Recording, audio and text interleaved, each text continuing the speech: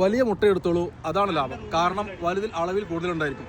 ഞാൻ എൻ്റെ ജീവിതത്തിൽ ഇന്നേ വരെ കാണാത്ത ഒരു സംഭവമാണ് ആനമുട്ട എന്ന് പറഞ്ഞത്.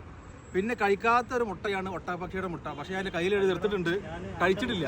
എൻ്റെ സുഹൃത്ത് social media influencer Jaleel Kottakkal എന്ന് പറഞ്ഞാൽ ഇൻസ്റ്റാഗ്രാം കെട്ടക്കെട്ട പറക്കും. ആ ഇന്നലെ ഒറ്റ കോളാണോന്ന് മൻസൂറെ മുട്ട വേണമെന്ന്.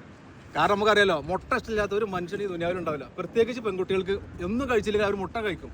പല നിറത്തിലുള്ള മുട്ട ഉണ്ട്. വെള്ള മുട്ട ഉണ്ട്, ബ്രൗൺ മുട്ട ഉണ്ട്, വെള്ളമ്മ പുള്ളിയുള്ള മുട്ട ഉണ്ട്. ഇതല്ലേ നിങ്ങൾ, ഇത് വെള്ളമ്മ പുള്ളിയുള്ള മുട്ടയാണ്. ഇത് സൗദി അറേബ്യ റിയാദിലുള്ള ഫാമിലെ മുട്ട. കാരണം പൊരിഞ്ഞ കോഴിന്റെ മൂലം വഴി വന്ന മുട്ടയാണിത് അല്ലേ? ഇതിനെന്തൊക്കെ പ്രത്യേകത ഉള്ളത്? ഇതിന്റെ കഴിച്ചാൽ നാടൻ മുട്ട കഴിച്ചാലുള്ള ഗുണം കോട്ടക്ക ആയുർവേദശാലയിൽ പോയി ചോദിക്കും. എന്റെ നാട്ടിൽ ഞാൻ സാധാരണ ജിമ്മിലൊക്കെ പോകുന്ന സമയത്ത് ഒരു ദിവസം 3 മുട്ട കഴിച്ചിട്ടുണ്ട്. വെള്ളം മാത്രമേ കഴിക്കുള്ളൂ. ഇതിന് മഞ്ഞ കഴിക്കാൻ പറ്റുമോ? തീർച്ചയായിട്ടും കഴിക്കും. ഫൈൽസിന്റെ ആൾക്കാർ ഓപ്പണായിട്ട് പറയുന്നത് ഞാൻ പറഞ്ഞേക്കെ, താറാവിന് മുട്ട, നാടൻ കോഴിന് മുട്ട, ഇത് 2 പേർക്ക് ചിക്കൻ പോലും കഴിക്കാൻ പറ്റും. ഡൽഹിയിൽ ഞങ്ങൾക്ക് ഈ റമദാൻ മാസത്തിൽ തന്നിട്ടുള്ളത് 70 മുട്ടയാണ്. കണ്ടില്ലേ? 35 അല്ല എത്ര 70 മുട്ട ഉണ്ട്.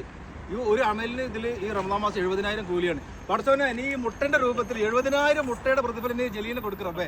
ജലീൽ ചെയ്ത എല്ലാ സൽക്കർമ്മത്തിനും നീ കൂലി കൊടുക്കുക. ഇനി മുട്ട തരാൻ ജലീലിന് പഠിച്ച ആരോഗ്യം തരട്ടെ. മാത്രമല്ല ഒരു ഈത്തപ്പഴ പാക്കറ്റ് ഉണ്ട്. ഇത് നോമ്പർക്ക് ഒന്നാണല്ലേ?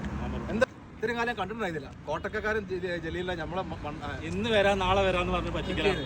മുട്ട ഉണ്ടെന്ന് പറഞ്ഞപ്പോൾ ഞാൻ ചോദിച്ചു എത്രയാണെന്ന് ചോദിച്ചു. പൈസ ഒന്നും വേണ്ട പോരാന്ന് പറഞ്ഞപ്പോൾ പറന്നു വന്നാണ്. 70 മുട്ട, 70,000 മുട്ടയുടെ കൂലിയാണ്. ഒരു മുട്ട കഴിച്ചാൽ 70,000 മുട്ട തന്ന പോലെ ഉണ്ടായിരിക്കും അല്ലേ?